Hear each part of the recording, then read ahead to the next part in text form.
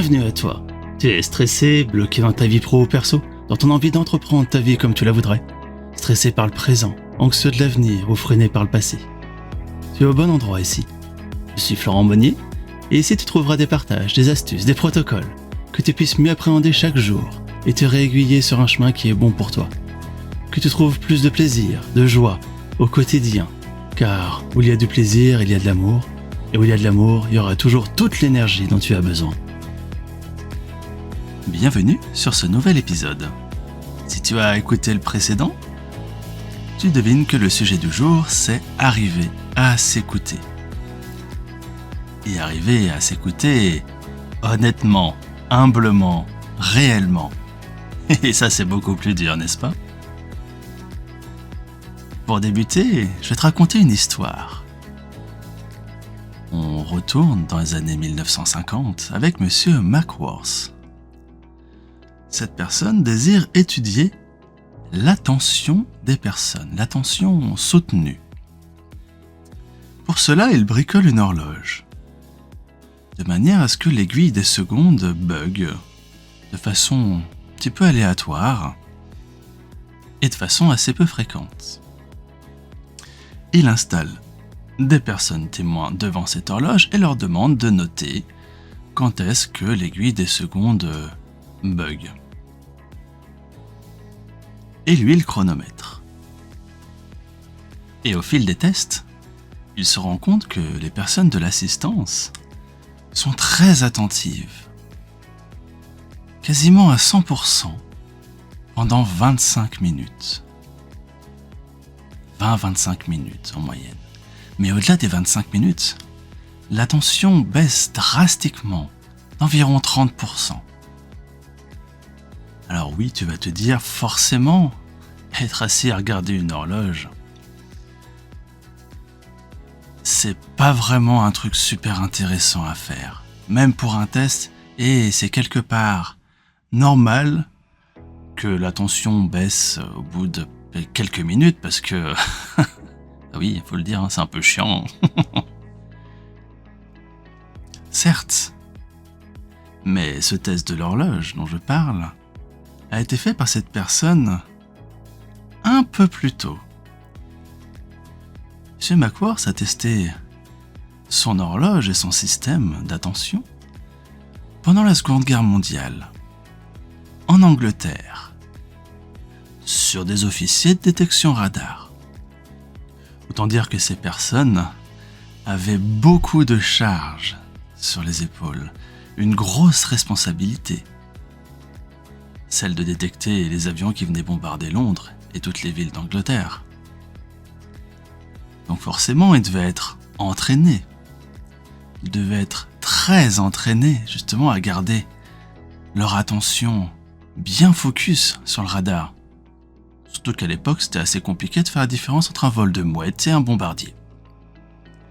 Et bien, figure-toi que même eux, même ces personnes entraînées, ont eu le même résultat. L'attention baissait au bout d'environ 25 minutes. Ce test est même devenu un système de recrutement pour l'armée anglaise. Alors, qu'est-ce qui découle de cette histoire ? Eh bien que globalement, on est à peu près tous logés à la même enseigne et on a notre attention qui baisse au bout de 25 minutes. C'est pour ça qu'on a créé la méthode Pomodoro. Pomodoro qui veut dire tomate en italien, tout simplement parce que les petites minuteries dans les cuisines italiennes ont en général une forme de tomate. Voilà. Cette technique Pomodoro, c'est très simple. C'est travailler 25 minutes, faire 5 minutes de pause et recommencer. Au bout de la 3e pause, tu passes à une pause non pas de 5, mais de 20 minutes. C'est une technique qui fonctionne très très bien, je t'invite à la tester et c'est d'ailleurs l'objectif de cette semaine, l'objectif de l'exercice. Teste la méthode Pomodoro. Travaille 25 minutes, fais une pause de 5 minutes et recommence. Sauf que ta quatrième pause aura 20 minutes et non 5 minutes de pause. Mais au-delà de ça, je vais te demander de personnaliser cette méthode. Parce que tu te dis bien, forcément, on ne peut pas forcément s'arrêter au bout de 25 minutes, quoi qu'on fasse. Oui, tu ne veux pas arrêter un rendez-vous au bout de 25 minutes en disant « Excuse-moi, cher patient, excuse-moi, cher client, j'ai besoin d'une pause de 5 minutes et on reprend après. » Non, ça ne marchera pas. L'idée, c'est de l'adapter à toi et à ce que tu fais. Arriver à t'écouter, justement. Parce qu'il y a certaines tâches, tu tiendras bien plus longtemps que 25 minutes. Et d'autres, tu tiendras bien moins longtemps. Je vais prendre un exemple personnel. De mon côté, les rendez-vous sont, pour beaucoup, d'1h30, sinon d'1 heure. Donc forcément, la méthode Pomodoro, je ne l'applique pas. Ben pas exactement. Parce que ces rendez-vous, j'ai toute l'énergie pour les faire. Et toi aussi, tu as certaines tâches où tu peux rester très longtemps avec une pleine attention. Quand j'ai un client, je suis pleinement connecté à lui.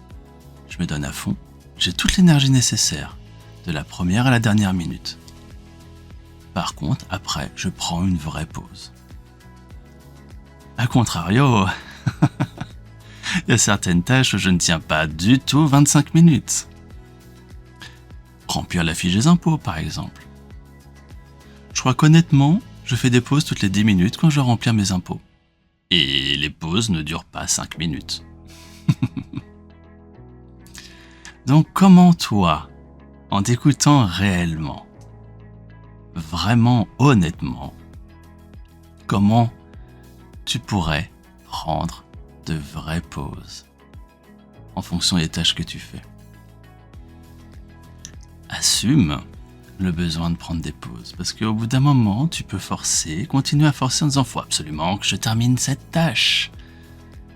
Mais tu papillonnes, tu perds ton attention parce que tu t'épuises, tu commences à regarder ailleurs, à voir plein d'autres idées de choses qui seraient importantes à faire plutôt que finir cette tâche. Envie d'ouvrir ton téléphone, faire un petit jeu, regarder des réseaux sociaux. Donc je t'invite à t'écouter honnêtement, à partir de maintenant et pour tous les jours qui vont s'en suivre, à écouter tes besoins, de faire une pause et de l'assumer. Assumer, se dire oui, là j'ai besoin d'une pause parce que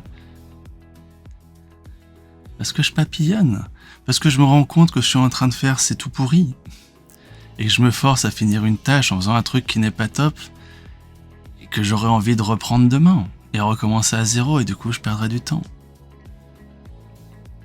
Je t'invite à calculer l'efficacité de la méthode Pomodoro, mathématiquement. Calcule 25 minutes à 100%, 5 minutes à 0, et de nouveau 25 minutes à 100%, ainsi de suite.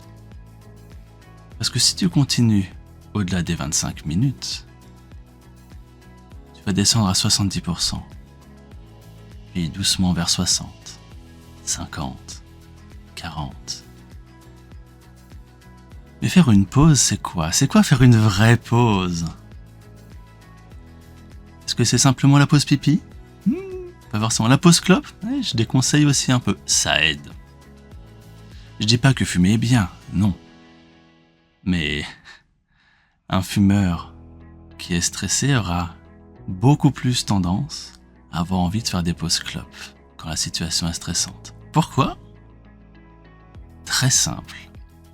Ton cerveau associe la pause clope à la détente, que ça soit vrai ou non d'ailleurs.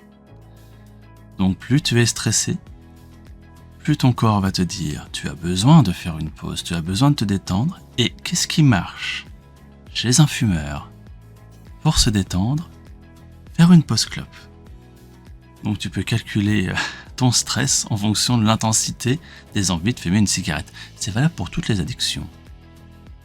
C'est valable pour toutes les intentions de pause. Donc, en t'écoutant, que vas-tu faire? Que vas-tu faire comme vraie pause? Simplement t'arrêter de travailler?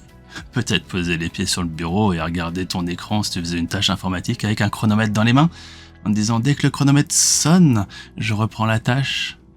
Non, c'est pas ça une vraie pause, pas du tout. Non. Une vraie pause, c'est faire une coupure. Une vraie coupure, même pour 5 minutes.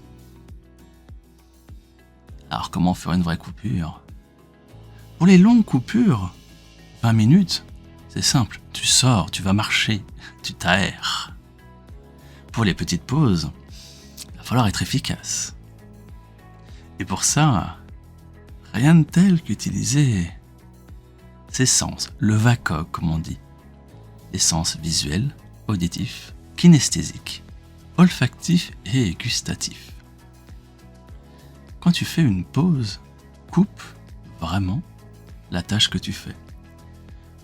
Pour certaines personnes visuelles, ça va être regarder quelque chose qui va ou les détendre si elles sont trop tendues, mais aussi remotiver. Si tu n'as plus assez d'énergie, la pause, c'est ça aussi, c'est baisser d'énergie si tu en as trop, remonter en énergie si tu n'en as pas assez.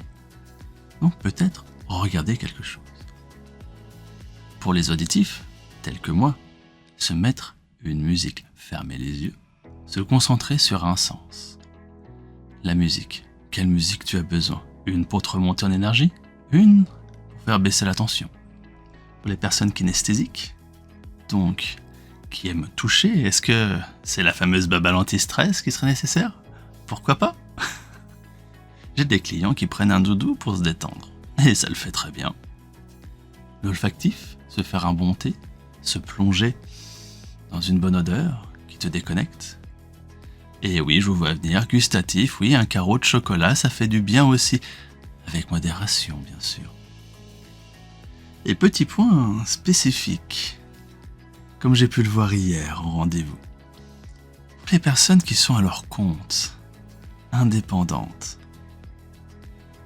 je suis sûr, quasiment sûr à 100%, que vous avez décidé de vous mettre à votre compte pour être votre propre patron, pour décider par vous-même, avec vous-même, ce que vous allez faire, ce que vous allez créer, comment vous allez vivre. N'est-ce pas? Alors si vous êtes à votre compte, qu'est-ce qui vous empêche de faire une véritable pause, de vous dire c'est moi le patron, j'ai besoin de me poser, je me pose. Je vais ressortir un exemple que j'ai discuté en rendez-vous hier. Tu peux te mettre la tête dans le guidon parce que du coup tu es auto-entrepreneur, tu as besoin de sous comme quasiment tout le monde. Et tu te mets la tête dans le guidon à essayer d'avoir un max de rendez-vous, pour avoir un max de clients qui signent, pour avoir un max d'abondance, oui. Mais imagine, les entrepreneurs du bien-être, mais pas que. Quand tu as un rendez-vous avec une personne en face de toi ou en visio, et que tu veux lui vendre quelque chose, c'est toi qui incarnes ce que tu veux vendre. Si tu n'as pas la bonne énergie, si tu n'es pas au top, la personne en face va s'en rendre compte, consciemment ou non. Comment veux-tu vendre quelque chose à quelqu'un si tu ne l'incarnes pas toi-même? Tu veux vendre un accompagnement, enseigner à quelqu'un quelque chose qui a changé ta vie, qui t'a rendu meilleur et que tu as envie de transmettre. Alors si t'as pas la super énergie, si t'es pas vraiment au taquet quand tu essaies d'expliquer ça à quelqu'un, la personne elle va pas te suivre. Parce que consciemment ou non, elle verra que tu n'es pas au top. Et elle va se dire simplement pourquoi je suivrais cette personne, pourquoi je la paierais pour qu'elle m'enseigne une façon d'être, une façon de vivre qu'elle incarne pas. Ou alors si elle l'incarne, c'est pas top ce qu'elle me propose. Prends conscience d'un truc très important, et là on parle du côté énergétique de la chose. Quand tu veux envoyer un message à quelqu'un, il y a tes mots, ta parole, mais aussi l'énergie qui est dans le message. Si tu envoies quelque chose avec tes mots et que l'énergie que tu as, que tu diffuses, n'est pas calée sur ces mots, ça va brouiller quelque chose en face chez la personne qui reçoit. Consciemment ou inconsciemment, elle va sentir que il y a un décalage entre les paroles et l'énergie. Et quand il y a quelque chose comme ça qui brouille un peu le message, quand on le reçoit, on a instinctivement un mouvement de recul. Instinctivement, ça nous plaît pas. Parce qu'on reçoit deux messages différents. C'est pas concordant. Et du coup, c'est pas attirant.